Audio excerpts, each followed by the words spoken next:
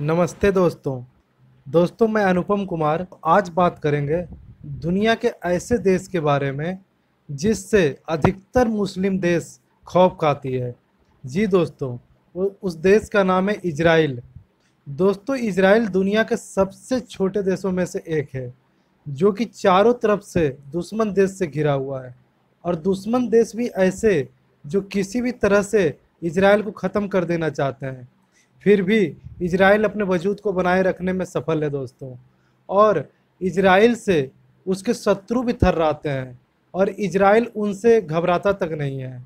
दोस्तों, एक तरफ आईएस ने पूरे अरब में आतंक मचाया हुआ है, सरेआम लोगों का कत्लेआम हो रहा है, लेकिन फिर भी आईएस ने इजराइल की तरफ एक भी मिशन नहीं चलाई है और एक भी लॉन्चर उनके तरफ नहीं छोड़ा है, क्योंकि आईएस को पता है इजराइल को उकसाया तो इजराइल की सेना और उसके खुफिया एजेंट्स हमें ढूंढ ढूंढ कर मारेंगे। दोस्तों, इजराइल के शत्रु देश का भी मानना है कि इजराइल सदा ही अपने दुश्मनों के उनके घर में घुस कर मारती है। इजराइल का ये रुतबा ऐसे ही नहीं बना, ये संभव हुआ है इजराइल के स्वाभिमानी और देशभक्त लोगों की वजह से। आइए आपको इजराइल के ऐसे ही रोचक तत्व के बारे में बताते हैं जिसे सुनकर शायद आप भी हैरान रह जाएं। इसको बताने से पहले अगर आपने अभी तक मेरा YouTube चैनल शिवाय टेक को सब्सक्राइब नहीं किया तो दोस्तों इसे सब्सक्राइब कर लें। मैं ऐसे ही जानकारी आपके लिए लाता रहता हूं और आगे भी लाता रहूंगा। तो दोस्तों चलिए आपको बताते हैं इजराइल के बारे में। दोस्तों, बात शुरू होती है इजराइल की बनने से, जब हिटलर जैसे तानाशाह से जान बचाकर यहूदी लोग पलिस्तान पहुंचे थे। दोस्तों, इजराइल देश बना भी नहीं था कि अरब देशों ने इन पर हमला कर दिया। अरब देश ने पहली बार 1948 में इजराइल पर हमला कर दिया। उस समय इजराइल में ना तो कोई सरकार चल रही थी, ना ही उनके पास कोई बड़ी सेना थी, परंतु फिर भी इजराइल ने अरब देशों को बड़ी आसानी से हरा दिया।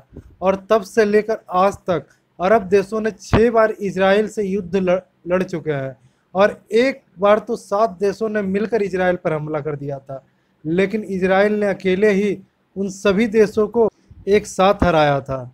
और जिस क्षेत्र को अरब देश विवादित बता रहे थे वो भी इजराइल ने हथिया लिया था।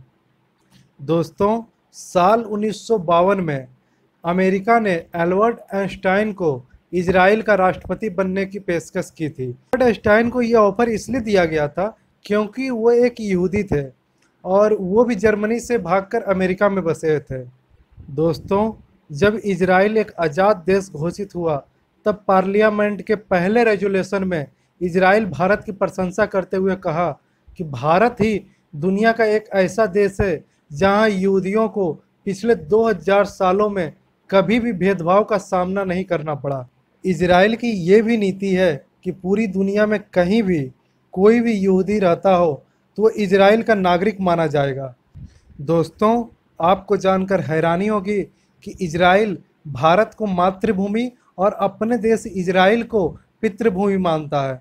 आप समझ सकते हैं कि इजराइल की दृष्टि से भारत की अहमियत कितना ज़्यादा है और भारत को किस नज़रिए से देखता है। लेकिन भारत ने ही कभी इजराइल को खुलकर समर्थन नहीं किया है, उसके साथ पीछे के रास्ते से बात करता है।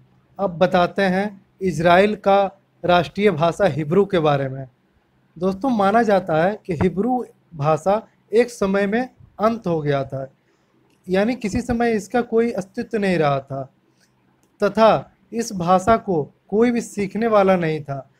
लेकिन जब इजराइल की स्थापना हुई तो इस देश ने हिब्रू भाषा को देश का आधिकारिक भाषा घोषित किया और हिब्रू को पुनर्जीवित किया। इजराइल के लोग हमारे देश की तरह नहीं हैं जहाँ किसी को हिंदी बोलने पे या क्षेत्रीय भाषा बोलने पे उसका तुष्टीकरण किया जाता है, उसको तुच्छ समझा जाता है और इंग्लिश बोलने वाले को बुद्धिमान समझा जाता है। इजराइल दुनिया का एकमात्र ऐसा देश है जहां हर एक नागरिक को मिलिट्री ट्रेनिंग अनिवार्य है, चाहे वो उस देश का प्रधानमंत्री का बेटा ही क्यों ना हो। उसे मिलिट्री ट्रेनिंग करनी ही होती है।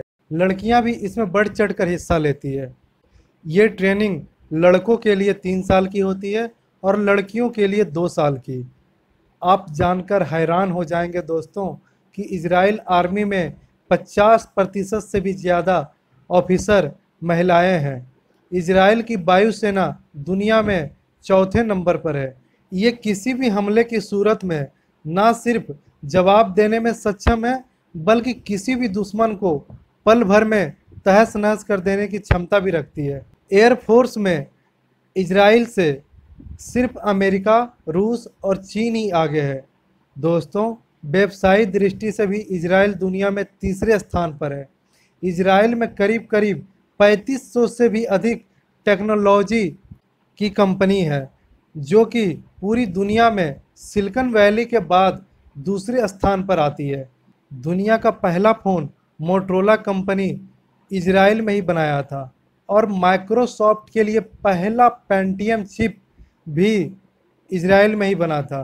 पहली voice technology, USB pen drive, antivirus Israel में ही विकसित किए गए थे।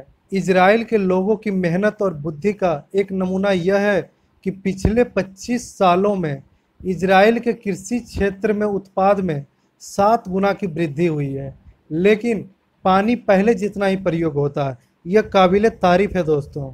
इजराइल दुनिया का एकमात्र देश है जो कि पूर्ण रूप से एंटी मिसाइल डिफेंस सिस्टम से लैस है। इसका मतलब ये हुआ दोस्तों कि इजराइल की पूरी सीमाएं तथा प्रत्येक हिस्से में एंटी बैलिस्टिक मिसाइल लगी हुई है। इसी कारण से चारों तरफ से अपने शत्रु देश से घिरे होने के बावजूद भी इजराइल आज तक सुरक्षित है। इजराइल के ऊपर प्रत्येक दिन अरब देशों के पाले हुए आतंकवादी संगठन रॉकेट से हमला करते हैं, लेकिन सारे रॉकेट इनके डिफेंस सिस्टम के कारण रास्ते में ही नष्ट हो जाते हैं। दोस्तों, इजरायली नोटों में ब्रेल लिपि का इस्तेमाल किया जाता है, इसीलिए इसके नोट को दृष्टिहीन लोग भी आसानी से पहचान सकते हैं। दोस्तों, दुनिया में इस तरह का ये पहला नोट है। दोस्तों, आपने सुना होगा जब भी हमारे देश में आतंकवादी हमला होती है, हमारे देश के नेता एक बात बार बार बोलते हैं कि हम उस आतंकवादी घटना की निंदा करते हैं, लेकिन आपको जानकर हैरानी होगी कि इजराइल कभी भी इस तरह की बातें नहीं करता। इजराइल की सीधी सी पॉलिसी है कि किसी भी देश या किसी भी संगठन ने हमारे देश के एक भी नागरिक को मारा तो हम उस आतंकवादी को दुनिया के किसी भी हिस्से में ढूंढ कर मारेंगे और हमारे एक नागरिक के बदले उनको अपने 50 नागरिकों का जान गंवाना पड़ेगा। दोस्तों, आपको जानकर हैरानी होगी भारत का सबसे बड़ा दुश्मन पाकिस्तान इजराइल से कितना नफरत करता है। इसका अंदाज़ा आप इसी बात से लगा सकते हैं कि हर पाकिस्तानी पासपोर्ट पर साफ शब्दों में लिखा होता है ये पासपोर्ट इजराइल को छोड़कर किसी भी देश में मान्य है। दोस्तों, अब बात करते हैं 1972 की। साल 1972 के जर्मनी के मूनिक ओलंपिक गेम में फिलिस्तीनी कुछ आतंकवादी ने इजराइल के 12 खिलाड़ियों को मार डाला था। तब के तत्कालीन इजरायली प्रधानमंत्री गोल्डा मोर ने ना ही इस घटना की कड़ी निंदा की और ना ही उन्होंने हमारे देश के नेताओं की तरह शांति का वक्तव्य दिया, बल्कि उन्होंने सारे मारे गए खिलाड़ियों के घर वालों को फ़ोन करके कहा हम इसका बदला ज़रूर लेंगे। और इसके बाद उन्होंने अपने खुफिया एजेंसी मोसाद को केवल इतना ही कहा कि दुनिया के किसी भी हिस्से में कोई भी आतंकवादी छुपा हो जो इस घटना से संबंध रखता हो, उन्हें किसी भी तरह मार दो। दोस्तों, सारे आतंकवादी अपना हुलिया और जगह बदलकर छुप गए थे, पर मोसाद ने इन्हें ढूंढ ढूंढ कर मारा। दोस्तों, अब बात करते हैं साल 1976 की। साल 1976 में इजरायली लोगों से भरे एक यात्री विमान को फिलिस्तीनी आतंकवादियों के द्वारा हाईजैक करके युगांडा ले जाया गया। इन आतंकवादियों की मांग थी कि जो फिलिस्तीनी आतंकवादी इजरायली जेल में बंद है उनको रिहा कर दिया जाए। दोस्तों, मोसाद से मिली खुफिया जानकारी के दम पर इजरायली कमांडो ने जो रेस्क्यू ऑपरेशन चलाया वो हैरान कर देने वाला था। इजरायली कमांडो युगांडा पहुँचे और न सिर्फ सभी आतंकवादियों को मार गिराया, बल्कि आतंकियों का समर्थन करने वाला युगांडा सेना के 45 सैनिकों को भी मौत की नींद सुला दिया और 100 से ज़्यादा बंधकों को रिहा करवा लिया। इतना ही नहीं, इजरायली कमांडो ने युगांडा के करीब 30 फाइटर प्लेन को भी तबाह करके रख दिया। दोस्तों, जब इस घटना की तुलना 1999 में हुए एयर इंडिया के विमान को आतंकियों के द्वारा हाईजैक कर लिया गया था, उस घटना में भारत के कदम से कीजिएगा तो भारत आपको मीलों पीछे नजर आएगा। दोस्तों, ये बात हैरान करती है कि इजराइल से कई गुना बड़ा देश भारत आज तक किसी भी आतंकी को उनके ठिकाने की जानकारी होने के बावजूद मार नहीं पाया। फिर चाहे वह 2008 के मुंबई हमलों का मास्टरमाइंड हफीज़ सईद हो या 2001 में संसद हमले और पठानकोट हमले को रचने वाला आतंकी मसूद अजहर हो। ये सभी आतंकवादी पाकिस्तान में खुलेआम घूमते रहते हैं, लेकिन भारत ने कभी भी अपने इन दुश्मनों के खिलाफ मोसाद जैसे साहसिक कदम नहीं उठाया। हाल ही में पाकिस्तान में छिपे एक भगोड़े आतंकवादी दाऊद इब्राहिम की गिरफ्तारी के लिए भारत ने इंटरपोल से मदद मांगी है। आप खुद ही सोचिए, भारत की जगह इजराइल इसी स्थिति में होता तो क्या करता। दोस्तों, जाहिर तौर पर वो किसी से मदद नहीं मांगता, बल्कि इन आतंकियों को उनके घर में घुसकर मारता। भारत ने अगर अपने दुश्मनों को खुद मारना नहीं सीखा तो आगे आने वाले समय में भी उसे आतंकी हमलों का दर्द सहना ही होगा और भारत मोस्ट वांटेड लोगों का लिस्ट ही सिर्फ सौंपता रह जाएगा। तो दोस्तों, इस वीडियो में इतना ही।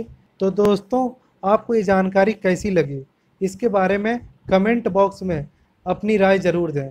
दोस्तों, आप इजराइल की इस पॉलिसी के बारे में क्या सोचते हैं, इसके बारे में भी अपनी राय ज़रूर कमेंट बॉक्स में लिखें। दोस्तों, थैंक यू फॉर वॉचिंग। जय हिंद दोस्तों।